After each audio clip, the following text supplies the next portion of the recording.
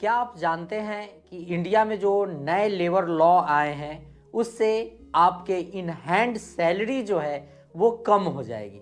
वो कैसे कम होंगे उसे इस वीडियो में जानते हैं। जी हाँ, अब आपकी इन हैंड सैलरी जो है वो कम हो जाएगी। इसकी रीज़न ये है कि आपकी बेसिक सैलरी जो है वो पूरे सैलरी का कम से कम 50% होना चाहिए। मीन्स 50% से वो कम नहीं होंगे, क्योंकि बेसिक सैलरी पे ही जो है वो पीएफ कटता है और पीएफ जैसे ही कटेगा आपके बेसिक सैलरी पे तो आपका जो है इन हैंड सैलरी वो कम हो जाएगा। परंतु इसके एक बहुत सारे फायदे हैं दोस्तों।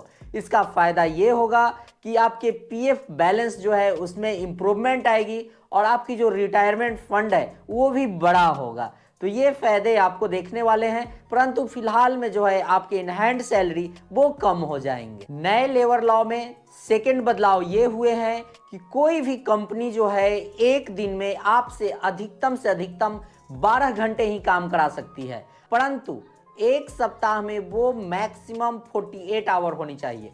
अगर आप एक सप्ताह में 48 आवर से अगर ज्यादा काम करते हैं तो कंपनी को जो है ओवर टाइम देना पड़ेगा। जैसे ही आपका ओवर टाइम होगा तो पहले जितनी आपकी इनकम होती थी उससे कंपनी को अब डबल मतलब 2 गुना करके ओवर टाइम देना पड़ेगा। ये जो है अमेंडमेंट नए वाले में बदलाव हुए हैं। तीसरी बदलाव इसमें ये लाई गई है कि अगर आप किसी कंपनी में 5 साल तक सेवा नहीं देते हैं, 5 साल से कम सेवा देते हैं तो भी आपकी जो है ग्रेच्युटी बनेगी। अगर आप कॉन्ट्रैक्ट बेस पे भी काम करते हैं तो आपको ग्रेच्युटी मिलेगा, क्योंकि ये जो है पहले जो 5 साल मिनिमम समय निर्धारित था उसे अब 1 साल कर दिया गया है। मीन्स आप किसी कंपनी में 1 साल भी जॉब करते हैं तो आप ग्रेच्युटी के लाभ के पद पर आ जाते हैं। चौथा बदलाव यहाँ पर यह लाया गया है कि आप अधिकतम 20 दिन की जब आप ड्यूटी करते हैं तो आपको 1 दिन का छुट्टी अनिवार्य है, जिसे कि